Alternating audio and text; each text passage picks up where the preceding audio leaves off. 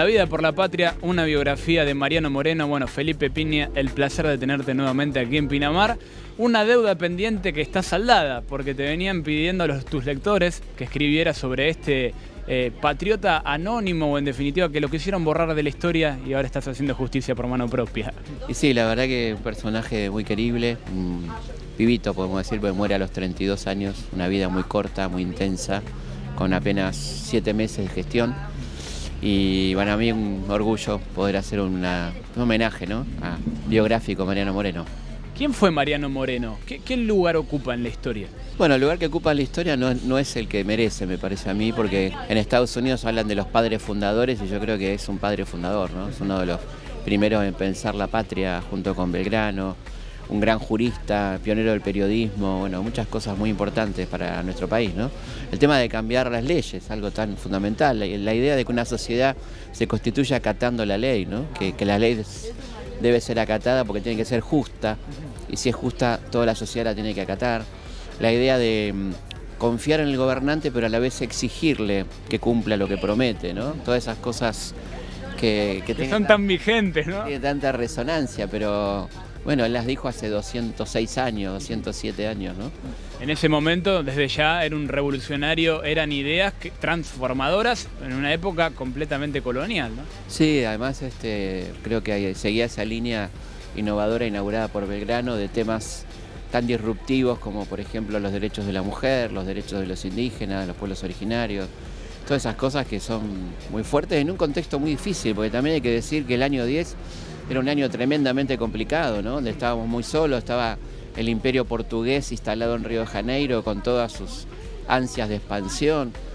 Mucho coraje había que tener para pensar la patria con semejante nivel de desafío en ese año 10, ¿no?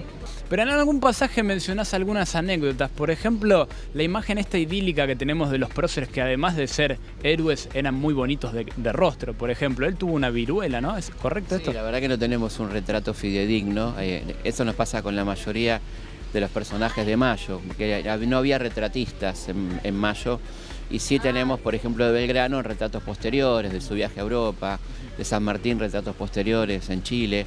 Incluso la iconografía de Mayo es una iconografía muy posterior. Por un lado tenemos a Leonie Matisse, una gran pintora que trabajó básicamente en lo que fue la década del 60, 70, 80 del siglo XIX, y la gran mayoría de la iconografía de Mayo tiene que ver con Subercaseaux, que fue un pintor chileno que pintó en el año 10 para el centenario, así que es un poco difícil saber cuáles eran los verdaderos rostros de estos personajes, ¿no? Otra de las cosas que deslizás son las 14 cartas que le escribió su mujer, que nunca se enteró de que se había muerto. Sí, no estaba enterada de esa situación, un hecho muy triste por esta demora de lo que era la comunicación en aquel momento, ¿no? Y ella, pobrecita, ignora que su marido ha muerto y le empieza a escribir esas 14 cartas, la primera incluso reclamándole que no la engañe con una inglesa, pobre, suponiendo que él está en Londres, ignorando que ya está muerto, ¿no? Así que son 14 cartas muy conmovedoras, cargadas de amor y también de política, porque ella le informa cuál es la situación en Buenos Aires, una situación muy desfavorable para el partido de su marido, ¿no? ¿Qué fue lo que más te apasionó de este prócer? Creo que la pasión, valga la redundancia, me apasionó la vehemencia, ese fuego que lo consumía, ¿no? Esa necesidad de tener la claridad de la justicia y querer imponerla. ¿Su legado sigue vigente? ¿Se refleja en situaciones de la vida cotidiana? Por ejemplo, eso de la independencia de poderes. Absolutamente, ¿no?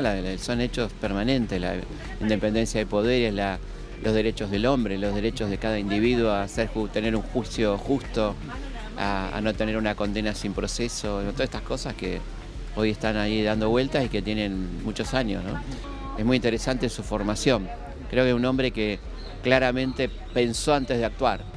Una cosa que es muy aconsejable en términos generales, no muy tenida en cuenta, pero a mí una cosa que me fascina de él es la cantidad de preparación para actuar, ¿no? ¿Pero estás preparando otro proyecto? ¿Estás trabajando sobre otro material? Empezando a pensar, estoy ahí charlando con la editorial, porque un libro que tengo muchas ganas de hacer, que es sobre Juan Bautista Alberdi, que me parece un personaje necesario, no popular, no conocido, pero me parece un tipo que debe ser conocido seguramente, debería ser conocido.